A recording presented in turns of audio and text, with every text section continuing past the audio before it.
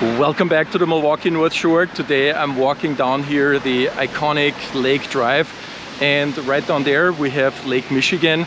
And I'm excited because today I get to tell you about one of the most desirable neighborhoods here in the Milwaukee area, which is Whitefish Bay. So Whitefish Bay is actually a relatively small community, only 2.4 square miles in size. Just about 14,000 people are living here. In comparison, that is a little less than 1% of the total population of the greater Milwaukee metro area. But Whitefish Bay is highly regarded, not only with the locals, who, by the way, proudly complain about the high property taxes that they're paying here, but also in the online world. Niche.com, for example, has it rated this year in 2022 as the #1 best place to live in Wisconsin, the #1 best area to raise a family, and the #1 suburb in Wisconsin. So what's going on in Whitefish Bay? What makes it so desirable? Today we're going to take a look. Follow me on the tour around. Let's get started.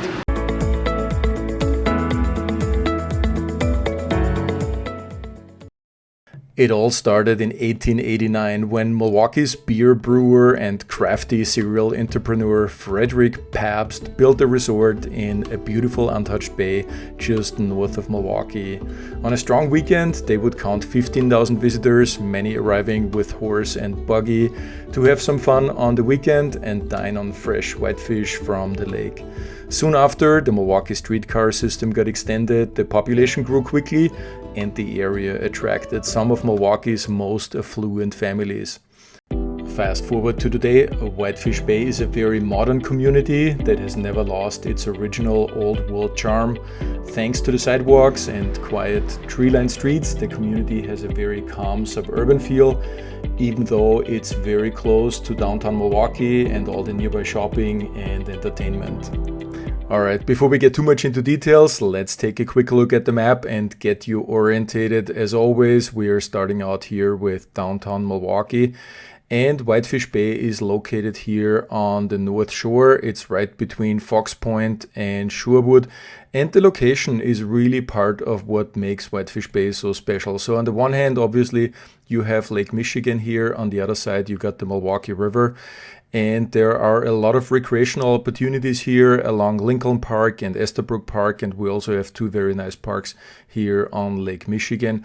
There's also pretty good shopping here on Bayshore Mall and along Silver Spring, and very importantly, you have super quick access here on I-43, which gets you downtown in just a few minutes.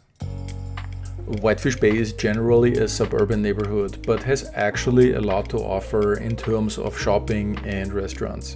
Depending on where you live, you might be in walking distance or at the most just a few minutes by car.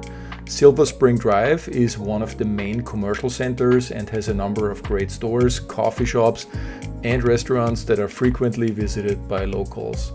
The Merchants of Whitefish Bay is an organization that counts over 100 local businesses, and they play a very active part in the community. For example, they're hosting the local farmers market and are helping to organize the annual 4th of July parade, to name just a few. And by the way, this is also where my official Keller Williams office is. I always enjoy being here and catching up with other agents, hearing about what's happening in the market this week, and getting a little heads up on coming soon listings. Another huge anchor for the entire area is the Bayshore Mall, even though it's technically located just outside of Whitefish Bay and right next to the freeway, but nevertheless a major destination for shopping, dining, and actually also living. The open-air shopping center features more than 60 shops, restaurants, and offices on ground level, as well as luxury apartments on top. Before we get to real estate, let me say a few words about the parks. Whitefish Bay has two parks located right on the shore of Lake Michigan, and they are one of my favorite stops for a quick coffee break whenever I have a few minutes between appointments. The views of Lake Michigan are magnificent, and the water seems to look different every day, so it's always worth stopping by. The first one is Big Bay Park, and it's visible right from Lake Drive, and it offers great views over Lake Michigan just a few steps away from parking. If you want to get down to the water, just follow this walkway and you get right down to the beach.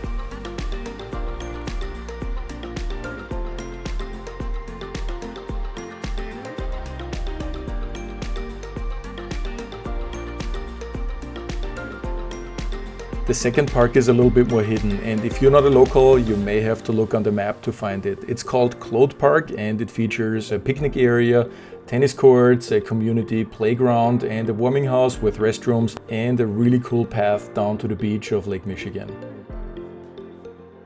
Alright, let's talk about real estate. The original development of Whitefish Bay started along the shoreline on what's known today as Lakeshore Drive.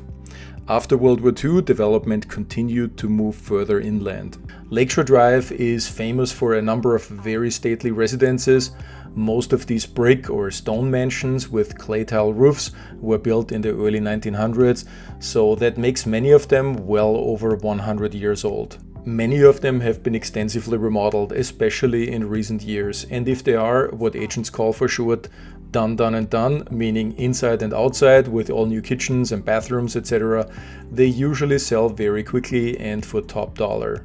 Depending on size, condition, and the exact street they are located on, prices can range anywhere from $700,000 to about $1.5 million. Exceptional estates have also sold for quite a bit more. But we also still see project houses in more or less original condition hit the market. They usually have very good bones and are an excellent opportunity to bring in an architect and a designer and remodel them exactly the way you want it. A lot of these older homes are still heated with a boiler instead of a modern forced air system. As long as you don't mind the look of a cast iron radiator, this works actually really well and provides a very pleasant warmth. However, these systems are not capable of cooling a house in the summer, and installing a separate AC system is quite costly, so it's always great if that's already done. One of the things to keep in mind when you're shopping for properties in Whitefish Bay is that the closer you're getting to the lake, property values tend to go up actually quite a bit. The highest property values are typically found on the east side of Lake Drive, so that is where you are overlooking Lake Michigan right from your kitchen sink. Of course, this is a breathtaking view to enjoy with your morning coffee, but just keep in mind it also comes with a breathtaking price tag. New construction is a relatively recent phenomenon in Whitefish Bay because there is simply no vacant land. But here and there, an old house on a beautiful lot is being replaced by a ground-up new construction. If you can be without a modern layout, open concept, large walk-in closets and tall ceilings, then that's definitely the way to go. Prices fall usually well into the seven-figure range. The second building boom happened in Whitefish Bay, like in so many other communities around Milwaukee, right after World War II.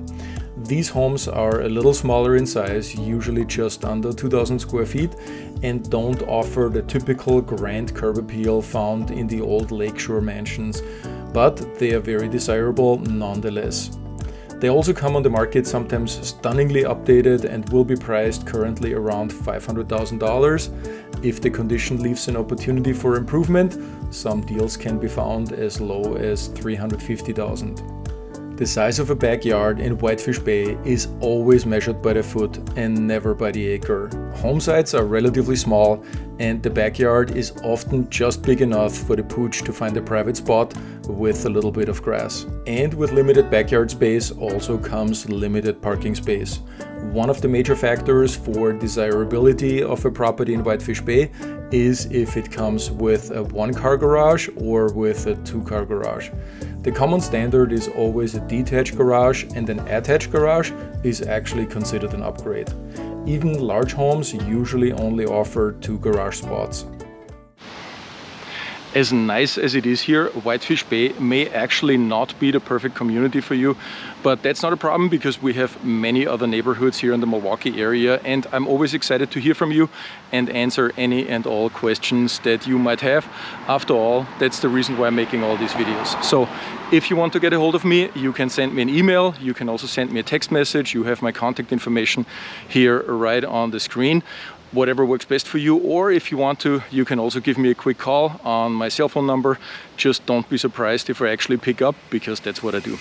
Alright, I hope you enjoyed our tour through this fantastic community as much as I did, and I actually would love to see your thoughts in the comment section below. What do you think about Whitefish Bay?